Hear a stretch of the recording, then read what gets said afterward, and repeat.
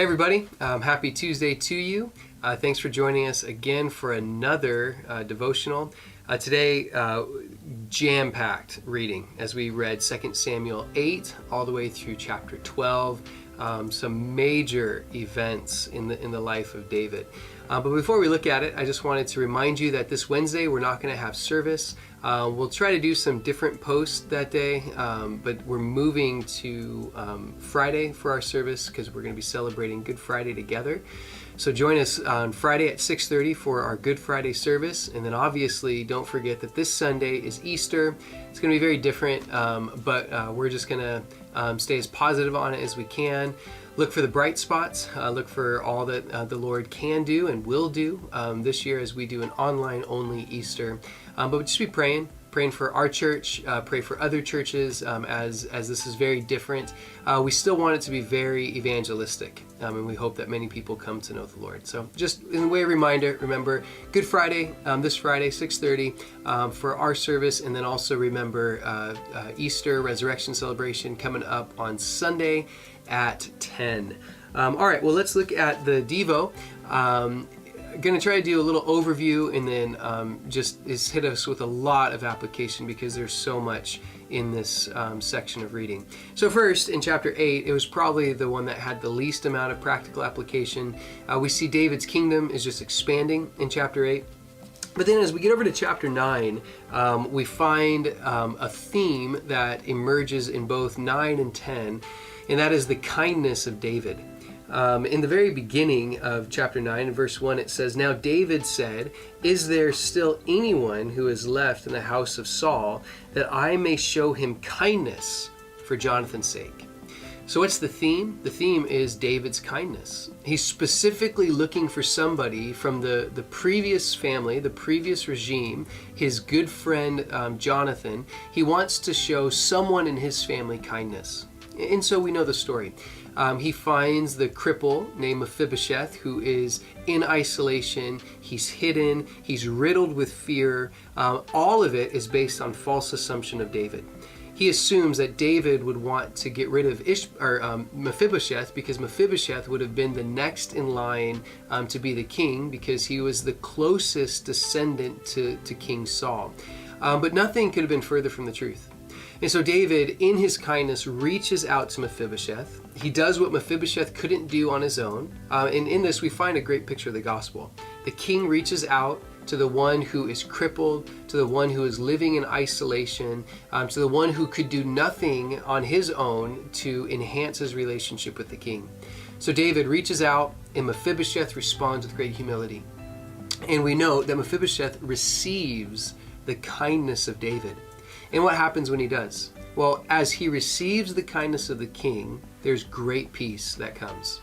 Now, when you contrast that story with the story in chapter 10, the theme is still the same. And that is that David is looking to show kindness. Notice it happens in verse 1. It happened after this that the king of the people of Ammon died. And Hanun the son reigned at his place. Then David said, "I will show kindness to Hanun the son of Nahash, as his father showed kindness to me." So once again, we see that David is looking to show kindness. The king is looking to show kindness.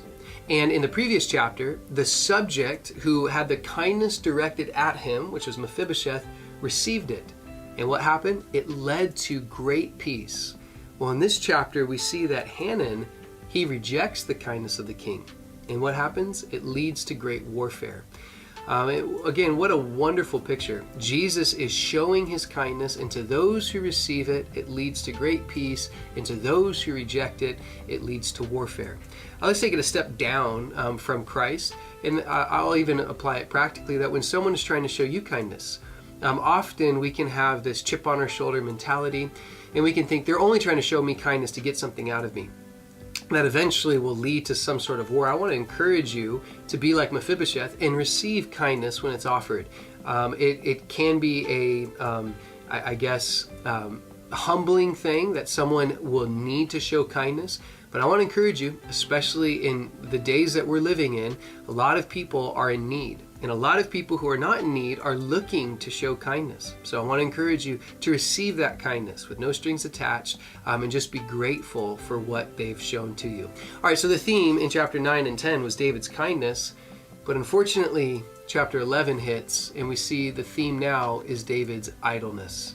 Rather than going out to war like he should have, the kings in that time, it was the time of year where kings go to war, David stayed in Jerusalem. He let Joab do the work that he was supposed to do. And what did he do? He just sat idly by. Warren Wiersbe says that idleness isn't just the absence of activity, for all of us need regular rest. Idleness, rather, is also activity to no purpose. It's activity to no purpose. It's doing something mindless for no reason. That was David. David was just mindlessly, idly going up on top of his kingdom, just looking around. This would be the equivalent to mindlessly browsing the internet, not necessarily looking for sin, but when temptation hits, you're not ready. Idleness. David should have had people with him. David should have known his own weakness and set himself up to not fall, but he didn't. Instead, he sees Bathsheba.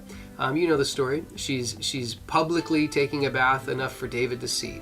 And so he calls his advisors up and they warn him, right? They say, oh, that's the daughter of a mighty man of yours and your advisor, and the granddaughter of your advisor, and that is the wife of Uriah the Hittite, another one of the mighty men of valor in David's army. Rather than hearing the warning that she's the granddaughter of an advisor, the daughter of a mighty man, and the wife of another mighty man of valor, all David hears is that her husband is gone to war. And so he sees opportunity for the flesh. And when we're just idle, when we're not doing what we're supposed to, when we're living the flesh, being lazy, it's amazing how the flesh looks for opportunities. It even finds opportunities in God's steps that he gives to us of mercy. We know that every temptation, there's always a way of escape. 1 Corinthians tells us that. This was David's way of escape, and yet he ignored it, and instead he allowed his flesh to take over. And so that led to, we know, the sin with Bathsheba. He sleeps with her, and then the cover-up begins. What a wonderful warning it is to us that covering up our sin doesn't work. Now, in one sense, we could argue that it does. Because David, he has Uriah murdered. We see that David tried to appeal to Uriah's flesh. Go sleep with your wife. And he didn't do it. So then David gets him drunk. Go sleep with your wife. He doesn't do it. He says, how can I go sleep with my wife when Joab and the army is out fighting? I will not do such a thing and dishonor you, my king. And instead we see David as the one who is the man of dishonor. And so instead of that, David has to bank on Uriah's great honor and his morals. And so he gives him his own death warrant. And without opening it, he hands it to Joab, the commander of the army, and Joab puts him in the front of the battle, and he's killed. Now what happens after that? Well, David then brings Bathsheba into his own family. He marries her, and to the whole nation, David looks like the hero. David is the gracious king who took the wife of the fallen soldier into his own family, and now he's providing for her and protecting her. Listen, everyone was fooled. Everyone was fooled. That is until chapter 12. We see that God wasn't fooled. And the theme of chapter 12 is now David's blindness. Nathan shows up. Nathan tells him the story. David is so set that he's done, that he's moved past this sin. It's buried. I'm the hero. I don't have any consequences from it. Do you relate?